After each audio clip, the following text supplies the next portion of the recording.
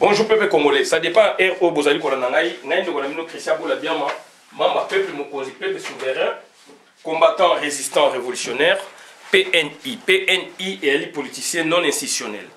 Bande Konangaï, Toye, Mbangu Penza, Pona Koloba Makama Mboka na biso, confusion ezali mingi na kati na biso, surtout bata diaspora, parce que tozali kosala Makama Mouchouchou, tozo kanisake biso mutu to bandi yango, puisque le combat est joué en plaire. Bande Konangaï, il faut tous à la batou, il faut tout comprendre.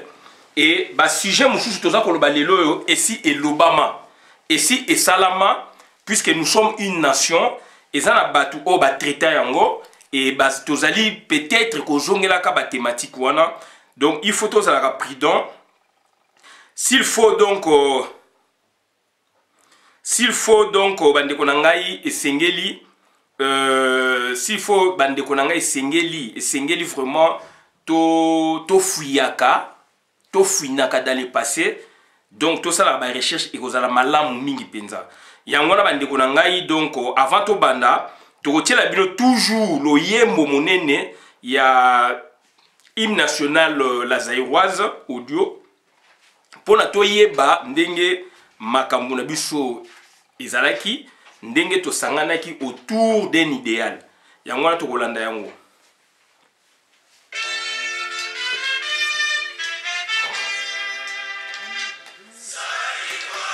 Dans la paix retrouvée, peuple uni, nous sommes les Zaïrois. En avant, fier et plein unité, peuple grand. Peuple libre à jamais, tricolore enfin du feu sacré, où a-t-il notre pays toujours plus beau? Téléphone n'a comme na maladie, ezali ko bloqué pa mapamba, donc toko zongela la zaïroise, bande konangai pona toye ba place nini to outi, place nini tozali ko kende. Puisque désordre de Koti Makasi Penza, alors que tozali minime par rapport à Bandeko Bazali Nakata Kinshasa, Bazali Nakata Congo, autour d'un fleuve majesté, autour d'un fleuve majesté, tricolore l'idéal, qui nous relie aux aïeux, nos enfants, et justice, c'est travail, et justice, c'est travail. Merci Bandeko Nangaï, peuple congolais, ne bozali kolanda ngai, bopesi na confiance na moment oyo. Ezali esengo mingi, ezali bolingo makasi, yangwana bandeko nangai, donc esengeli, donc to zala ensemble, esengeli to zala ensemble, to travailler ensemble pour la situation ya mboka na biso. Mboka na biso boye biango ezali envié, mboka na biso boye biango ezali dérangé na ba voisins, na ba pays ebele, donc yangwana esengeli to zala prudent, esengeli to zala prudent vraiment makasi. Bande konangai donc toye koloba mingi awa makambu donc ya fédéralisme, fédération, état fédéral, etc. To meka ko aborder yango puisque les ali sujet moko et l'Obamaka et l'Obama déjà c'est pas aujourd'hui. Et l'Obama déjà na 60. Donc tant ou accéder na bosomi na biso et par la maka déjà donc il y a forme de l'état. Est-ce que bolingi bozala état fédéral, est-ce que bolingi bozala état unitaire? Donc ba politicien na 60 ba na difficulté wana babi to outi ensemble, est-ce que sengeli tozala batna autonomie na bango ou bien tozala ensemble à l'unanimité? Président Kassavou à cette époque a été candidat, Premier ministre Lumumba à cette époque donc représenté le parti politique pas candidat, donc Babolikango bazalaki belé wana babolia papa ya Bolia ndeko Bolia azali na Canada, na archive na mona papa Bolia azalaki wana parmi ba signataires. Donc bazali ebele. Donc babino to uti ko bunda ensemble to kitani na mabele ya bakoko na biso kutu toza kozali panda to sangana yangwana forme de l'état ezaki état indivisible.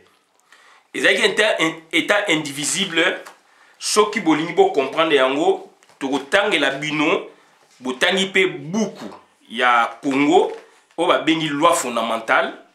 Il y a le 19 mai 60 na article donc 6. Article 6 bazo parler bien la forme de l'état et donc balobi bien la forme de l'état, de la formation de l'état. Article 6, le Congo constitue dans ses frontières actuelles un état indivisible et démocratique. Article 7, l'état est constitué de 6 provinces dotées chacune de la personnalité civile. Leurs limites sont celles qui existent lors de l'entrée en vigueur de la présente loi. Article 8. L'État du Congo comprend des institutions centrales, provinciales et locales. Les institutions centrales sont le chef de l'État, le gouvernement dirigé par un premier ministre, la Chambre des représentants, le Sénat. La Chambre des représentants et le Sénat constituent le Parlement.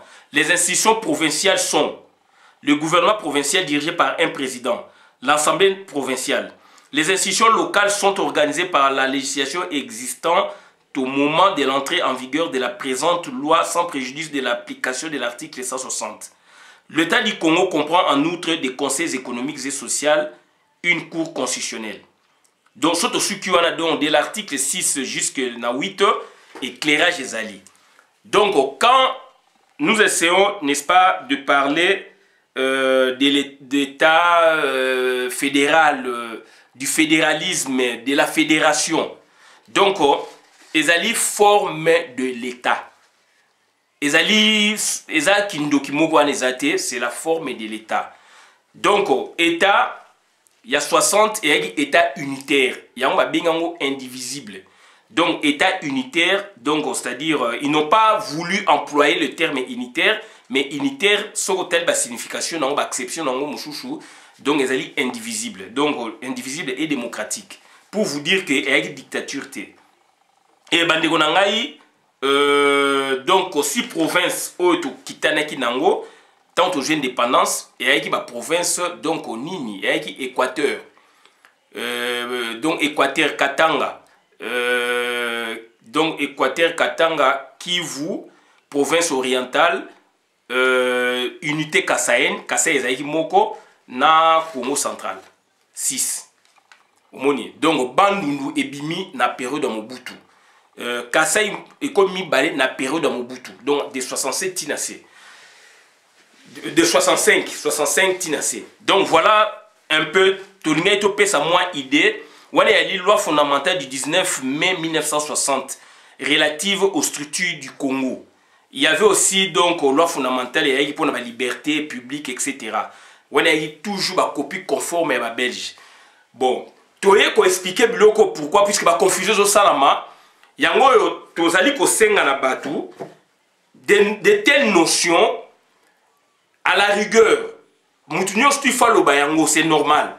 Mais pour nous un peu prudent, puisque les alliés techniques, nous sommes alliés bobenga ba juriste bandeko na bino na émission na yo benga juriste tolo bana na bandeko puisque Congola lingi na ndeko na makila benga juriste oyazali donc akopesa yo éclairage na ba mots techniques. C'est normal, tout le monde a parlé, donc yali normal les amaka ma société. Mais sikoyo ezo senga sikoyo bato bazana technicité baya ko éclairer. Et ngai naza ko sala, j'ai même mon vœu de voir bandeko na biso o bazali ko sala ba vidéo surtout ya diaspora bo intéressé bato yo bazali ba juriste bo intéressé bato ba yebi bato même ba relation internationale donc ba politologue ba ko parler bino pe ba notion wana donc c'est à dire bato o baza ko maîtriser biloko wana donc oko bana ndeko na yo soka zala na ba capacité wana ko tsene émission na yo ko pese lengi et ko pese lengi puis batu baza ko landa biso ba komona ke oui donc mutu ne loko boye asuki ou eloko boye esengeli azwa éclairage. Donc c'est toujours comme ça. Na on médecine. Pandémie bimiawa. Et ça c'est pas n'importe qui a okende à s'hazarder il y a coronavirus boy non. Tu peux parler coronavirus dans biso na sens commun.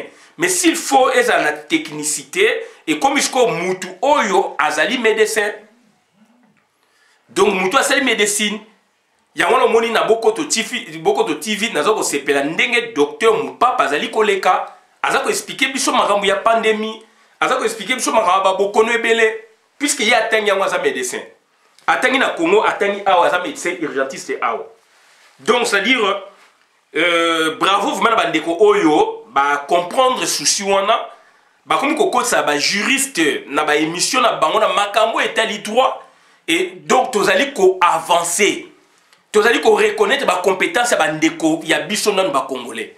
Soko lingi congolais te awa na poto mutinyo sazaka na avocat presque futa 100 € na yo 200 € na yo akopesa yo matière okoloba okei o consulter soko lingi pe aleka pour la communauté na biso pe yeba ye puisque za avocat na yo a expliquer ba notion na fédération fédéralisme état fédéral juriste nyo sa monde ibna yango donc état fédéré état unitaire donc ça va former de l'état mais tout ça lango un débat netike comme qui tabou sujet tabou non moni donc na bila sala yango puisque na moni tozo kene na chaos puisqu'il y a trop de confusion puisque on raisonne selon notre bon sens mais il y a le bon sens juridique s'il vous plaît to ba ngo ming je raisonne selon moi est-ce que nazo raisonner na sens médical il y a problème. Naza ko raisonner selon nga est-ce que naza raisonner selon donc au sens il y a polytechnique puisque nous sommes à polytechnique puisque nous sommes il y a biologie il y a mathématiques est-ce que naza raisonner selon bongo il y a science ce qui mais physique nucléaire est-ce que naza raisonner selon physique nucléaire et singeli na benga muto azali spécialiste on a éclairer nga c'est la même chose toza koloba et ça souci toujours partager mais donc tout se comprendre puisque na 60 c'est la loi fondamentale. Pourquoi d'abord loi fondamentale? Loi fondamentale, toujours bien loi fondamentale, pourquoi? Parce que biloko les outils biloko ba roi. État était créé aux alentours du 15e, 16e siècle par là. Mais avant État, il y avait des royaumes. En Afrique, on a appelé ça cours à histoire. On a appelé ça cours à histoire dans l'école Nzakimwe na Kindele. Donc 4e, 5e, 6e année des humanités. Na pesa cours ya histoire. Na pesa cours na CO na bango donc CO na humanité donc enfin humanité za like wana to pesa la première CO, deuxième CO, troisième to kiti na likolo na pesa histoire 4e, 5e, 6e. Et puis donc on a pesa pe dissertation na ba na 6e.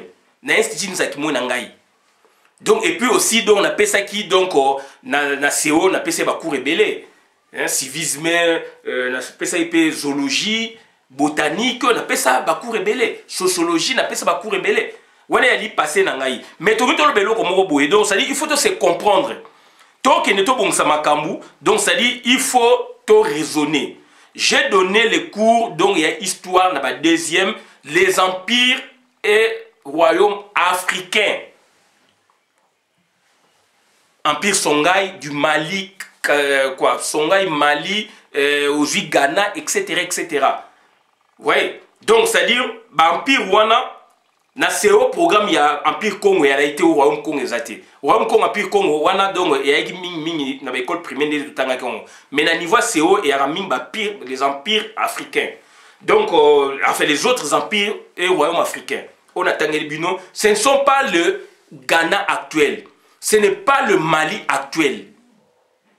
Donc ce n'est pas donc ce qui est dans le Royaume Congo, donc ce n'est pas le Royaume Congo, ce qui est dans le Royaume Congo, ce n'est pas le Congo actuel.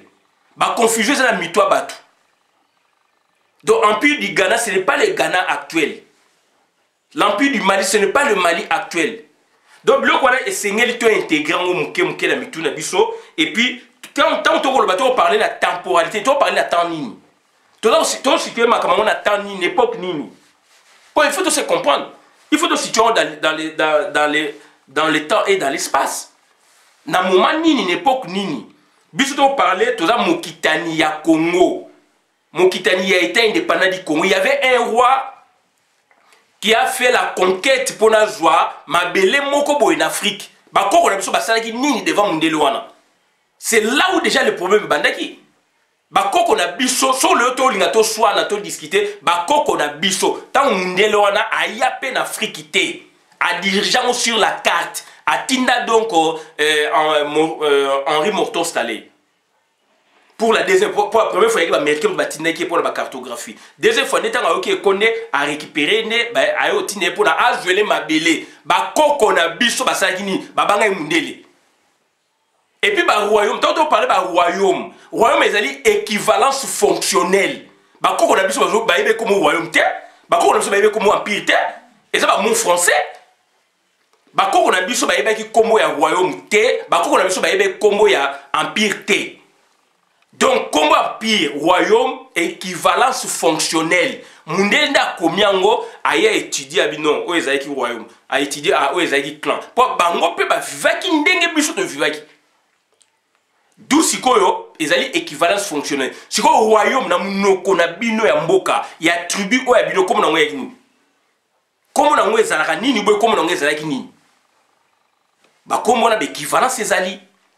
Au moment la question de ça équivalence royaume et ça comme mon boilem c'est ça ma royaume tending to on a sens au alelo au mundela bimisi empire et avec ba regroupement il y a minene comme il y a mike ba clan ba nini mais avec ba combo ya ba mboka ya batu ba combo ya ba tribu ya batu royaume on parle du royaume Congo on parle du royaume Congo ou empire Congo on parle du royaume Kuba ou empire Kuba on parle du royaume Lunda ou empire Lunda etc. Donc, on a commis d'équivalence fonctionnelle, mais il y avait des noms appropriés par rapport à la tribu Songolo Pakala, par rapport à la conquête de Samakala en Afrique, avant Mundelaya. Donc, là, c'est très important. Et donc, on a CP Mingi vraiment, na Dari Bosse, tout sur le nez, le Mingi. Dari Bosse, merci, n'a pas conseil.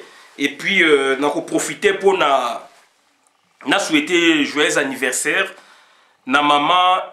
Kibiswa, Azali présidente ya chaîne monene ba beni Ekrina TV, Maman Kibiswa, donc Nzambe Aouti ko baxele une année de plus, Yangwana esengeli aussi donc to souhaiter puisque Azali moto oto ebi na mobali na ye donc docteur le pria, donc Maman Kibiswa, Maman Karine Kibiswa Azali la patronne ou la présidente de la chaîne de télévision va bengi Ekrina TV Azali ko sala masolo minene toujours senga na bino bo s'abonner massivement kuna donc on a une parenthèse donc toujours ko zonga na dossier ya fédéralisme bande ko nanga to faire attention puisqu'il y a certaines thématiques mutu soka jongo comme les télé moi sika c'est comme une nouvelle invention alors que to bandaki na loi fondamentale.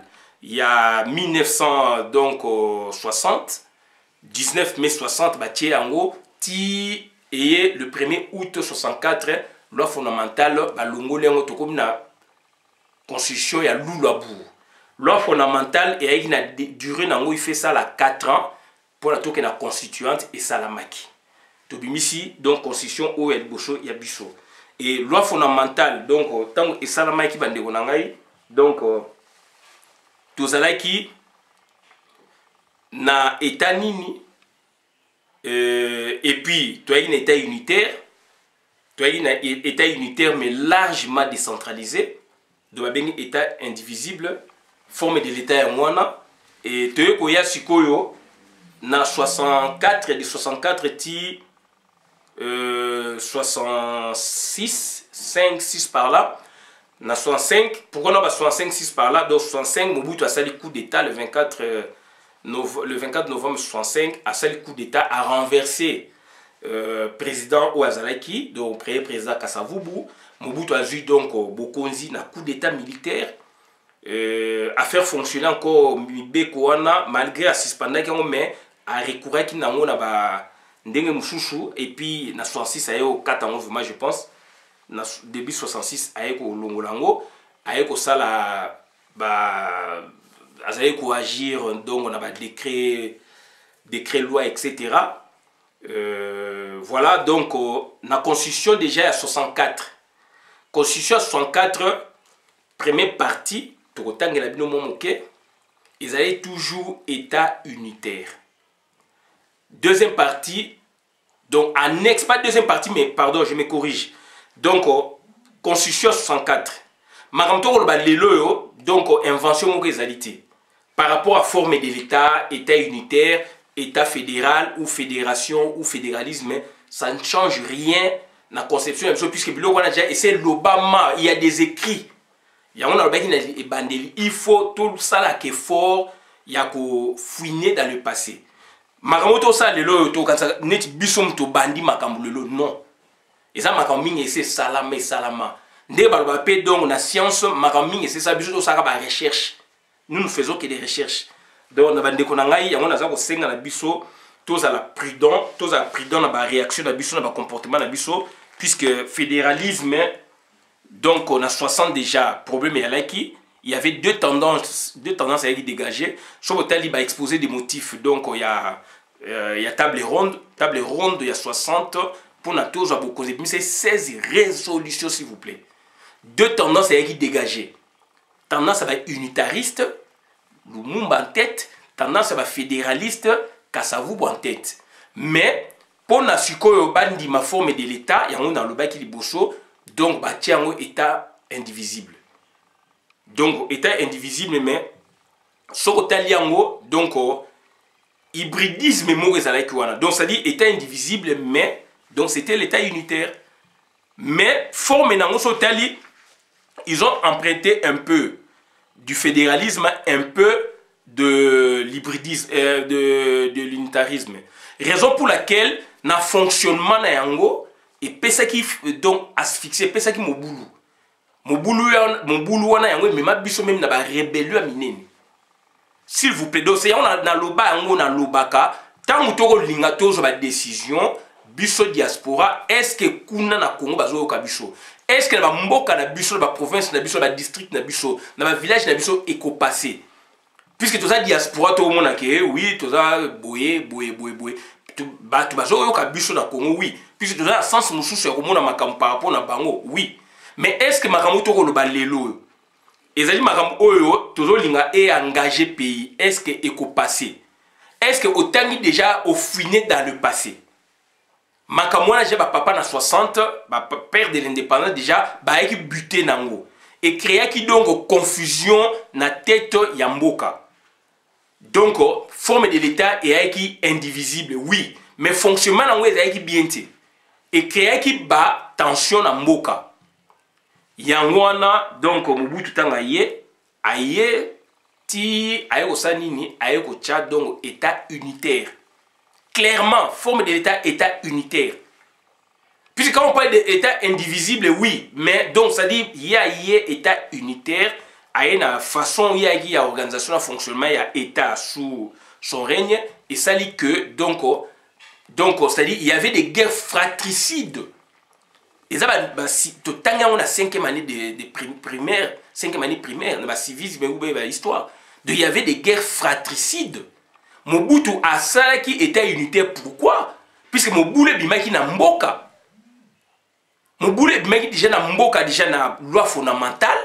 Loi fondamentale déjà peut moi ba confusion entre Kasavubu dans Lumumba, ça c'est de 1 et bimise biso de sécession Katangese et puis donc Kasayen.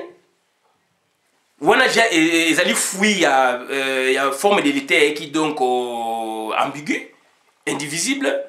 Toye siko loi fondamentale constitution ya lula boye bimi première constitution à Congo o ba procéder o ba salaki et ko pesa biso siko donc état unitaire. Mais état unitaire en ce qu'on a détail nango so tali donc il y avait des provinces etc. Donc ça dit décentralisation donc il y avait état unitaire donc état unitaire largement décentralisé et décentralisation.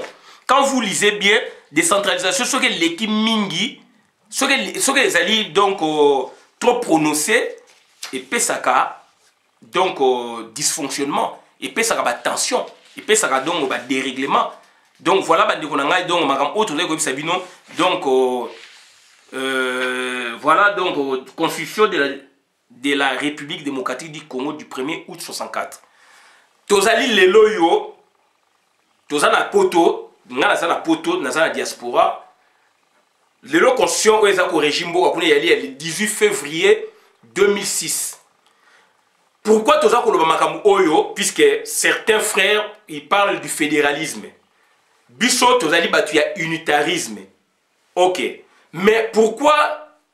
Puisque quand baza kolobama fédéralisme et comme le col a neti ba discussion moko boye alors que enfin comme pas discussion mais tension. Tension mais alors que ça pouvait être discuté calmement, clairement. Mais pour discuter calmement, clairement, il faut déjà lire l'histoire profonde du Congo. Par rapport au fédéralisme, pourquoi on a opté pour l'unitarisme? Pourquoi toujours Bazali qu'on enrobé forme de l'État? L'État indivisible. L'État indivisible. Pourquoi Bazali toujours qu'on ça la ndengwana? Donc, là, on a essayé de bayango, mais na moni batu, tozali qu'on ça les forte. Tout ça, c'est le fort pour décortiquer le Kouana. Donc, voilà. Constitution de la République démocratique du Congo du 1er août 64. Titre premier, disposition générale, section 1 du territoire et de la souveraineté de la République. Voilà. Article 1er. La République démocratique du Congo constitue dans ses frontières au 30 juillet 60 un État souverain, indivisible, démocratique et social. Et lokoyo yango eye na constitution ya le 18 février 2006 au régime mboka lelo. Yango epesi ba confusion na mitu. Donc constitution oyo epesa mobulu na mboka. Donc yango no ebimisaki ba guerre fratricide. Puisque forme de l'État ezali clarté, puisque il y a toujours deux tendances. N'a origine, puisque donc création, il y a l'État donc officiellement, il y a 60. Sur le plan juridique, il y a le 30 juillet 60. Deux tendances sont dégagées. Antagonisme, moi, les alaka déjà. Opposition, les alaka. Il y a certaines personnes, certains leaders ou certaines provinces, dont notamment le Bas-Congo ou Congo central, balingara fédéralisme. Mais fédéralisme, est-ce qu'ils en entendent manini? C'est ça le problème. Il y a d'autres provinces aussi balinga fédéralisme. Il y a d'autres provinces aussi balingaka ou d'autres leaders aussi balingaka fédéralisme et d'autres leaders ou d'autres provinces balingaka unitarisme. D'où maintenant, législateur namayele nae pour apaiser des côtés, bazop une formulation telle que donc État souverain indivisible. Indivisible, tout le monde a une loi fondamentale. Si on a une constitution, il y a 1er août 64. Mais constitution, il y a 1er août 64, annexe nango, et ça une constitution fédérale. Il fallait appliquer ango, appliquer ango te. Batumi basa la confusion. Je fais des vidéos là-dessus. Na salle ba vidéo mingi là-dessus. Pour batumi basa la confusion. État fédéral, na Congo, et tikale ko appliquer à moitié. Mais du moins il y a eu donc annexe, il y a constitution 64 partie annexe et ça va bien que donc texte ezali to kotanga ngo donc il y a État fédéral puisque ici on parle article 2 non donc article par exemple du président de la République au Mona président de la République voilà du président voilà le président de la République, article 54, il y a constitution 1er août 64. 1er août 64. Le président de la République et le représentant de la nation. Il est donc le président de la République.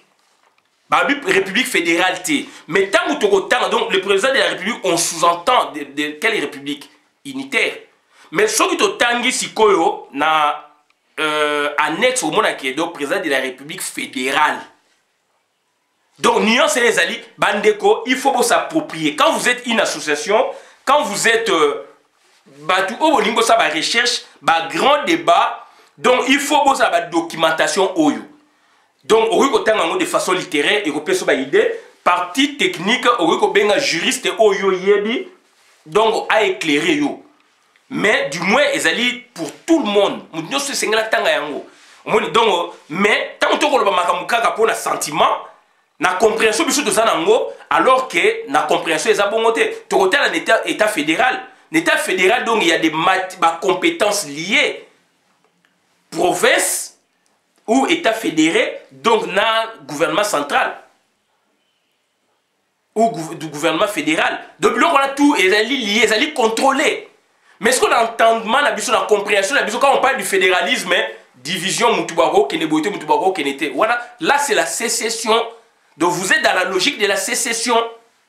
Pour Batumingi, Babengai, Basolenangai, oh papa, ils ont ma bête fédéralisme, Bunga Bino, Naoki Bino, Toso, Nabiso, Ngai Soki, Ozolo Banao, Naoyoka Nangayo, Naoyoka Nangayo, puis c'est Naebi qui est sur la toke, Nao Musika, Toko discuter, Toko Swana, Nakoyoka Yo, mais peut-être Nandimi, Makam Naote. Mais je sais ce que moi je fais. Je sais ce que moi je sais. Donc voilà pour que tu aies discuté de je vais te laisser le temps de s'exprimer. Donc ce que je na état donc na fédéralisme à proprement parler. Surtout que donc d'ailleurs article 178. Article 178 il y a constitution à 1er août 64 donc ils allaient déjà koloba yango ils ont déjà donc piste déjà d'autre autant en avant tout côté na constitution 64 côté annexe côté donc état fédéral. Voilà article 178 yango yo tozana awa article 178 la terminologie. Article 178, Constitution, il y a état indivisible, donc il y a le 1er août 64, puisqu'il y avait deux textes constitutionnels. Premier texte, il y a un appliqué qui, Timobuta a coup d'état. Deuxième texte, donc annexe, et Tikala ko appliqué, pour l'état fédéral. Et n'attend ni l'état fédéral et quota. Donc il y avait une marge, il y a temps pour la préparation, la mitou, il y a battu. Voilà. Donc, puisque tu as une guerre, une division, donc à cause, il y a forme de l'État, on a Mboka et Zikaka. Tout le monde a le 19 mai, donc on a la loi fondamentale. Loi fondamentale dans Bosanaki. Pourquoi il y a la loi fondamentale? Puisque ça a eu un roi. Donc, il y a qui d'abord, avant l'État, il y a une structure, il y a un roi, il y a un boé, un empire, entre guillemets. Il y a le bail qui biso mundele tant baillé en Afrique baillé au monde que royaume mais équivalence dans la minorité biso et le bail qui m'a comme sous il n'a pas comme sous mais mundele a bien au royaume ton dit peu royaume mais équivalence fonctionnelle et ça il n'a pas comme sous mais du moins tant bon baillé ba kuti ba organisation na ba benga onde ba benga qui mais bango avant création de l'état na poto donc l'état va créer l'état écoute donc écoute qui ba royaume. Et si loi fondamentale parce qu'il y avait la loi et la roi, la loi fondamentale c'est pour le peuple nyoso. Loi et la royaume, ils allaient dire roi. Ils ont pris le privilège na boye parti mouchouchou arrive pe na belé o ya ye nakati ya mboko ba bengi par exemple X divisé net par deux parties mouchouchou ma belé mouchou ezali ya royaume. Et puis kuneza mi beko o ya ye ya roi. D'où parti Moussouchoundé do babengi donc loi fondamentale, loi de l'État, en quelque sorte, loi de l'État. Parti on a ce qu'on dit loi fondamentale. D'où maintenant, tant que tu la Congo belge. Tant que tu la Congo belge, puisqu'il était indépendant du Congo, donc tu as une fausse, donc c'est-à-dire, Esaïe royaume vous m'avez était indépendant du Congo et du royaume. D'autant que tu as, bref, tant que tu as ce qu'on a commis dans Congo belge, donc tu as ce qu'on 9e province à Belgique.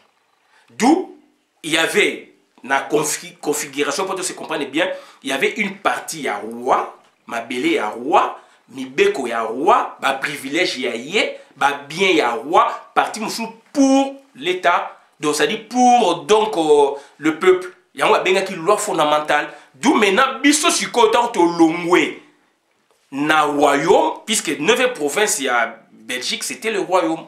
D'autant que l'homme na royaume ndé te ko koma sikoyo na loi fondamentale loi ya peuple to l'homme na royaume ba bengsko loi fondamentale za loi ya peuple par opposition, il y a nakati ya royaume, il y avait loi, il y a roi, na loi fondamentale pour les autres, pour le peuple, pour ces sujets. Koto eza ya yé na ba makamna na vie na ye. Donc c'est-à-dire après on a donc tu comme la loi constitution na biso de to longo na loi fondamentale puisque ezali ko kitana na loi ya monarchie. Congo belge yaki na monarchie yaki na kata royaume to kitana ki na mibeko wana pour to se préparer to ko sala oya biso tant to sala ko oya biso. Je me répète, la répétition est la mère du savoir.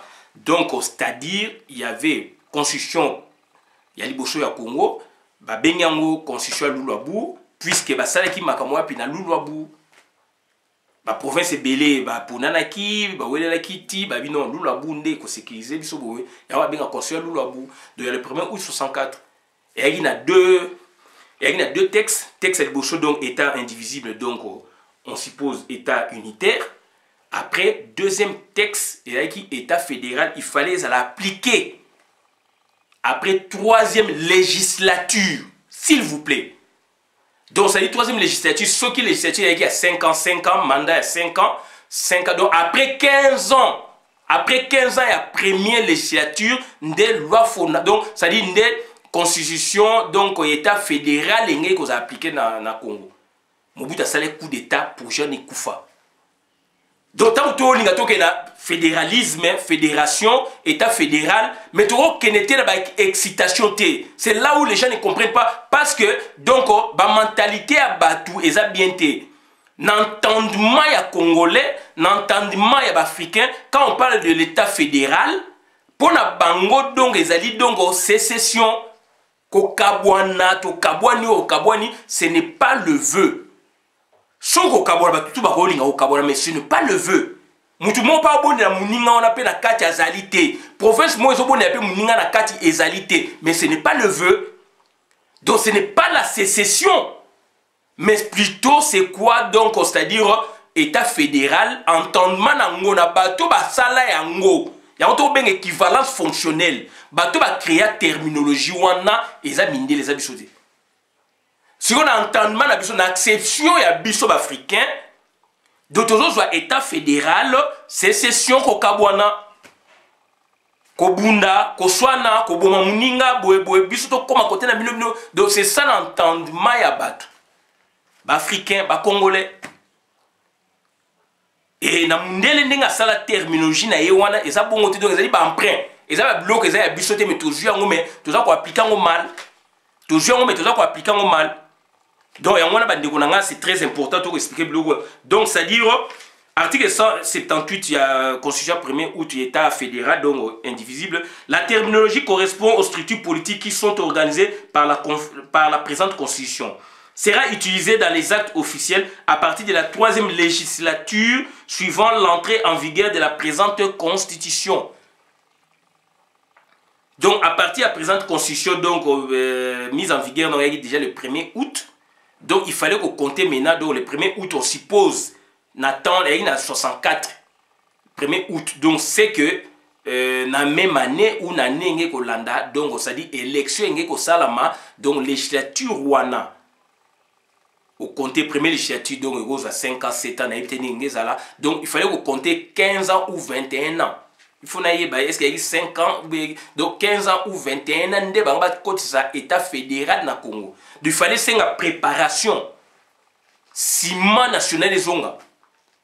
Il y a un Mobutu dans ce coup d'état, paf, la monnaie a compris que biloko wana, puisque ça va texte, il y a monaki yango, tant à ça le coup d'état, paf, après, à Osanini, donc état unitaire, avec concentration de pouvoir, avec Bobo. Donc, et ça dit donc, ça dit ultime. Et ultime, sinon, Congo est né Kozala, donc disparu la carte.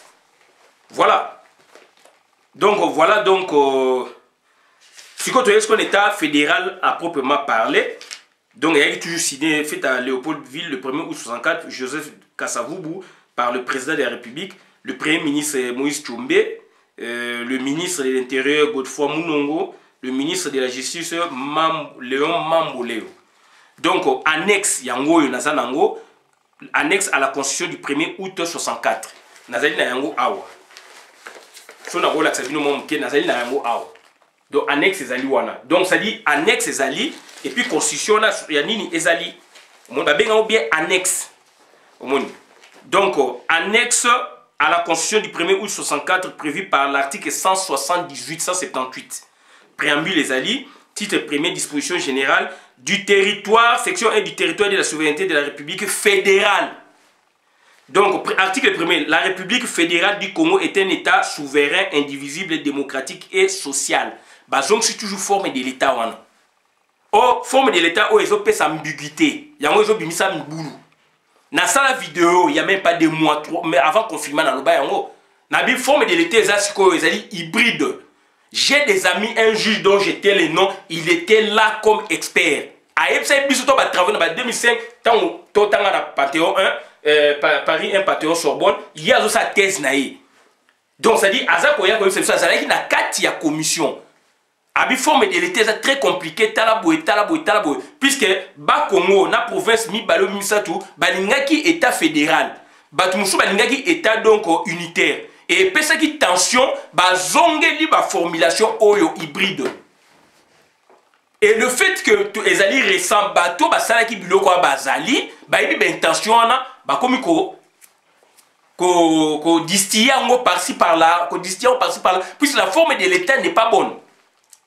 Forme de l'État oyo na 60 de makelele na donc constitution Luluabu et bien sûr makelele annexe na ngope donc ils ont la même formulation yango mobutu ayaki mbala moko donc état donc unitaire boyeboye concentration pouvoir donc pour que mboka ezonga sima national ezonga.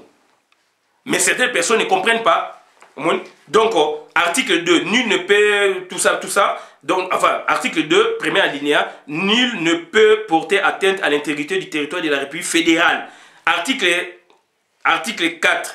La République fédérale du Congo se compose du district fédéral de Léopoldville et des provinces autonomes énumérées ci-après.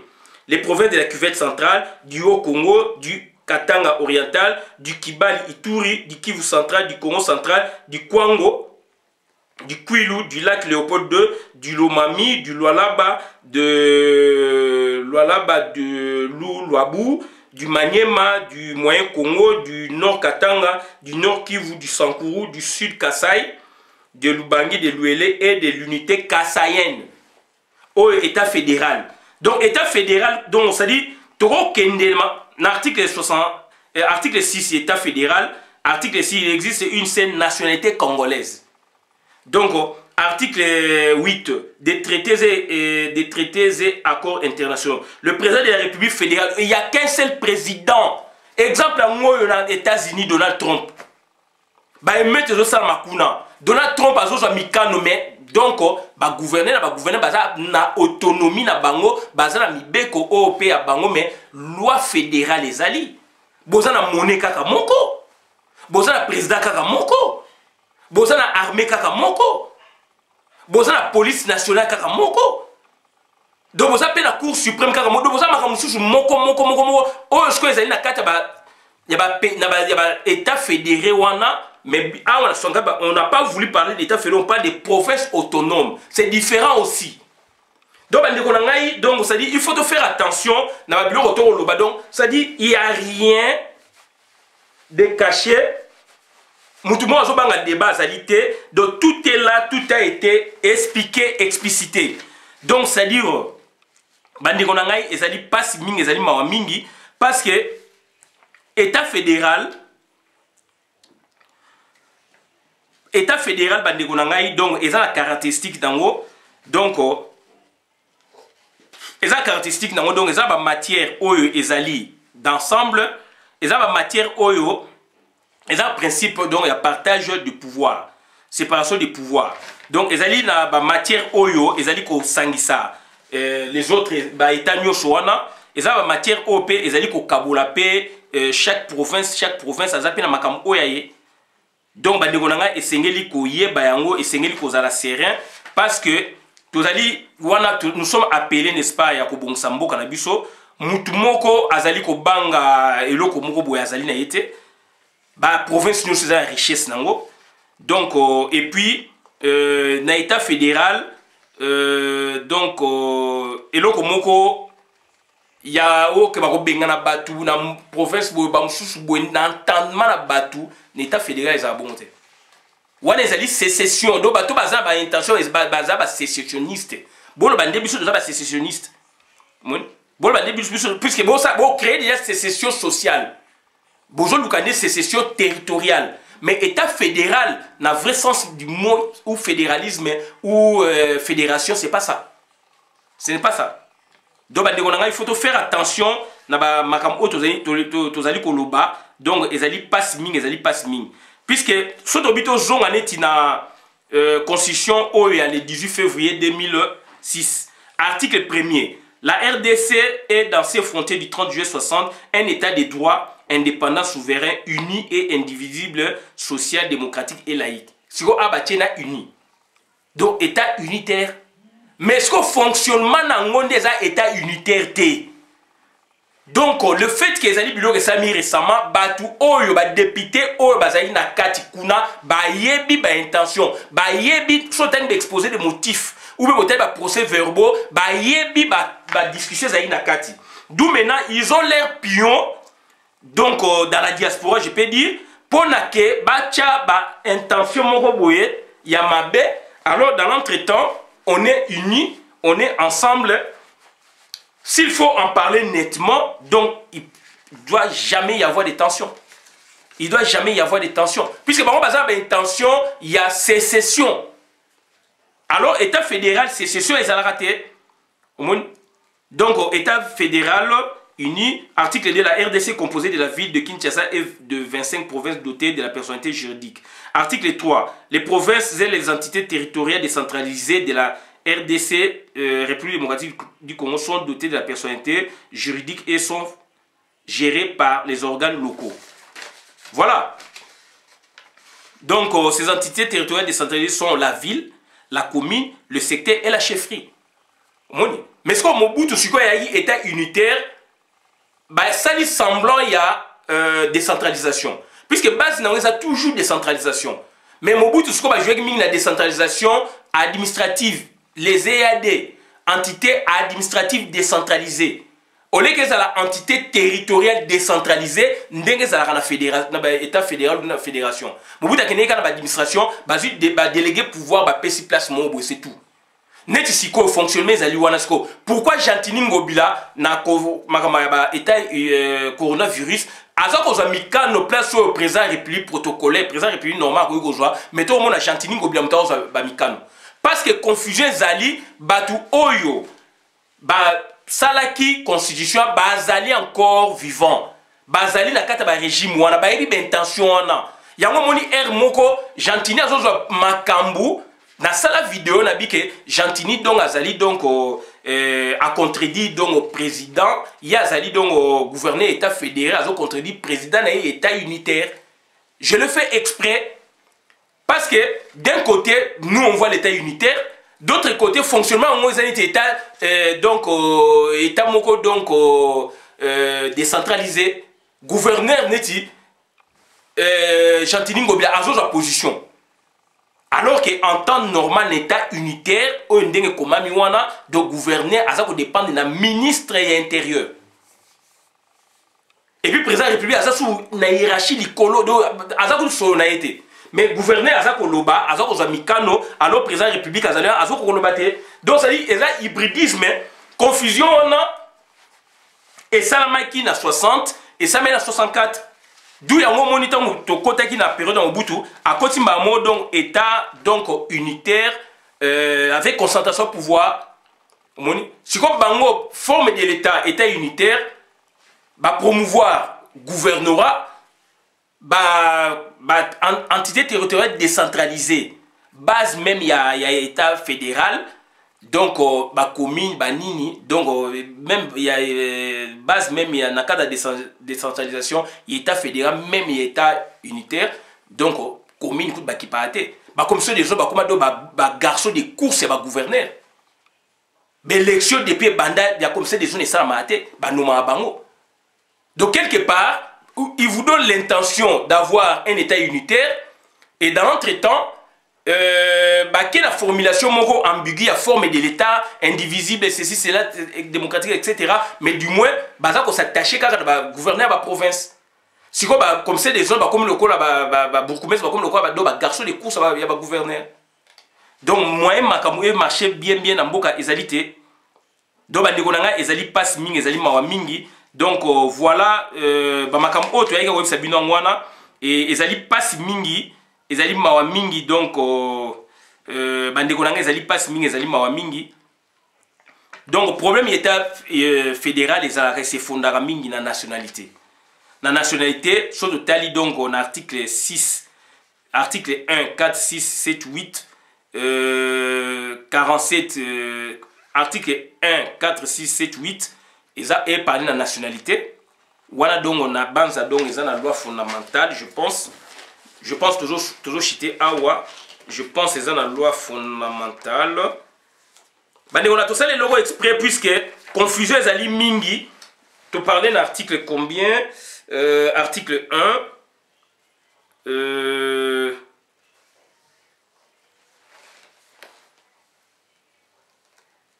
non voilà donc il faut y a la loi il y a donc bande on a et puis si confusion et donc voilà donc tout kende na désordre et donc puisque bloko mususu raisonner selon bon sens na mais vous allez à côté puisque bloko connaissez l'Obama et sur l'Obama bande ko ngai moni donc et l'Obama alors que même bisope na KO bloko même sur la KO d'auto changer qui position mais bat mususu ba éviter que to changer position yango bande ko ngai c'est to faire attention na ba comportement toza ko joie na ba égard au toza ko micha parce que tu allais à côté sans que tu aies à côté et tu as foncé dans le tu à côté état fédéral mutumo ka boya ngote mutumo pas obanga ngwazate puisque et ça la déjà tu as battu bosso te to salango ba professeur liaou déjà ba 60 ba parler nango ba lumumba ba parler nango ba kasao ba parler nango mais ba mona que non c'était pas le moment tout ça non to kotana na makambo wana donc tout ça non makambo boye apprendre to koyande donc tout ça makambo boye donc article 1er par exemple donc voilà article 1er forme de l'état de Tolobaki article donc loi constitution le 1er août 64 article de 1 jusqu'à 8 de 1 jusqu'à 4 ils ont parlé dans la forme de l'état 6 7 8 ils ont parlé de la nationalité 47 48 49 50 ils ont parlé de la répartition des compétences entre la République fédérale et les provinces. Article 53, ils ont parlé de l'institution fédérale.